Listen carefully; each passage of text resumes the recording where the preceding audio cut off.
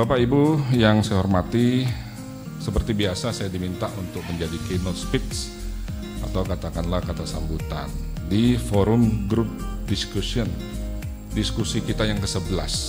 Jadi diskusi yang dilakukan diinisiasi oleh Kepolisian Negara Republik Indonesia, khususnya Divisi Humas, setiap bulan 1 kali. Karena Divisi Humas sudah hampir beberapa tahun ini sudah mulai mentransformasi tugasnya. Kami tidak hanya fokus kepada spokesperson, kepada juru bicara, tetapi kami memaksimalkan tugas-tugas kami mendominasi, kami menyapa masyarakat. Kami adalah PR, kami bersinergi dengan seluruh elemen masyarakat. Karena bagi kami, Polri tidak akan dapat optimal ketika seluruh elemen masyarakat membantu kami dalam tugas pokoknya, yaitu pemeliharaan keamanan ketertiban masyarakat, memberikan perlindungan dan pengayoman, dan penegakan hukum.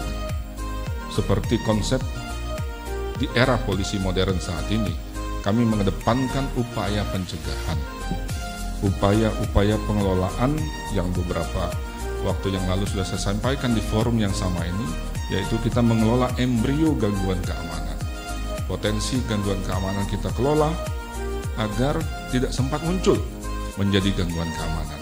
Salah satu strateginya adalah kita memaksimalkan dialog dengan tokoh-tokoh yang kredibel, yang tokoh-tokoh sentral, tokoh-tokoh nasional yang kredibel. Artinya, alhamdulillah yang hadir saat ini adalah tokoh-tokoh yang kredibel. Salah satunya Pak Ketua KPI, terus juga pemimpin redaksi Detikcom, dan yang mewakili Ketua PWI, dan juga salah satu akademisi, yaitu Wakil Rektor 1 bidang akademi. Tepuk tangan untuk beliau-beliau ini. Saya mulai masuk kepada media. Saya kira kita sepakat bahwa 1 batalion pasukan khusus sekalipun kalah dengan 1 narasi.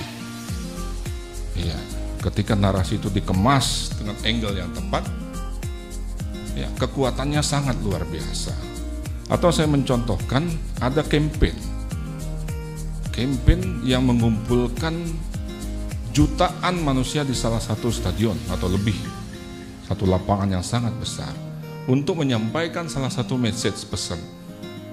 Sekarang tidak eranya lagi, eranya mengemas informasi yang tepat dengan angle yang baik dan kemasan yang luar biasa.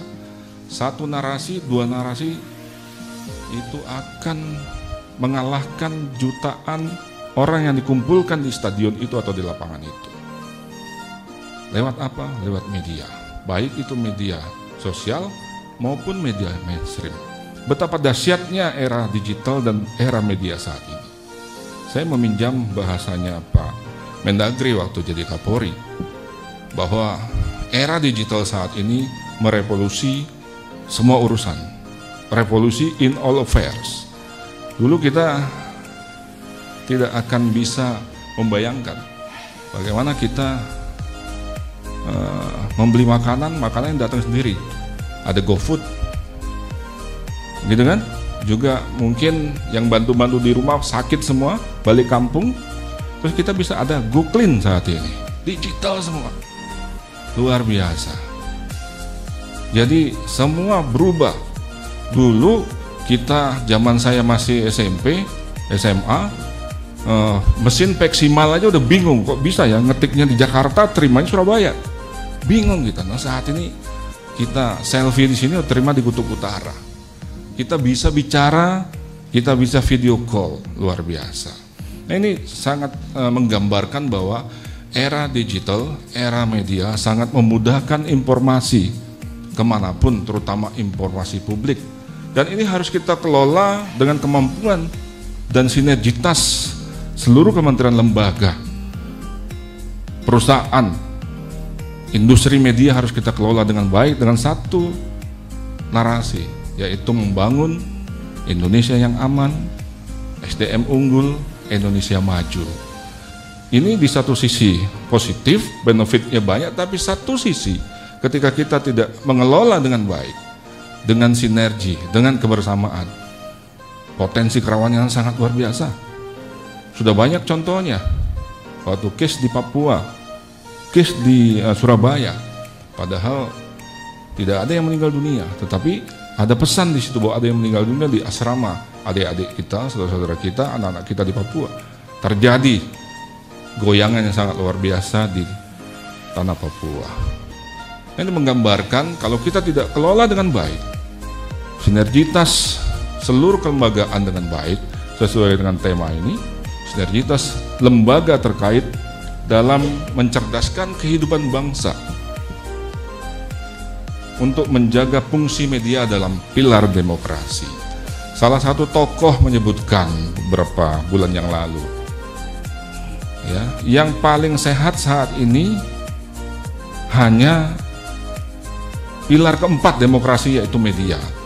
Tetapi sekarang sudah agak tidak sehat kalau kita tidak kelola. Bayangkan media mainstream sudah penuh, ruang publik sudah penuh dengan ujaran kebencian, dengan hal-hal yang mengandung kepentingan-kepentingan kelompok yang ada tujuannya. Nah, oleh karena itu kami bekerja sama dengan event organizer berdiskusi, tema kali ini kita angkat ini. Saya kira Bapak Ibu insya Allah sepakat, tetapi terus terang saja tema yang di atas memerlukan pandangan-pandangan yang segar, pandangan-pandangan atau pikiran-pikiran yang brilian dari semua peserta diskusi. Tentunya nanti berelaborasi dengan berkoordinasi juga dengan seluruh narasumber yang kredibel yang kami hadirkan. Bapak Ibu yang kami hormati dan kami banggakan, sekedar informasi bahwa Kepolisian Negara Republik Indonesia saat ini meletakkan fungsi Humas Polri bukan sebagai fungsi pendukung lagi, tetapi menjadi pemain utama di seluruh fungsi yang ada.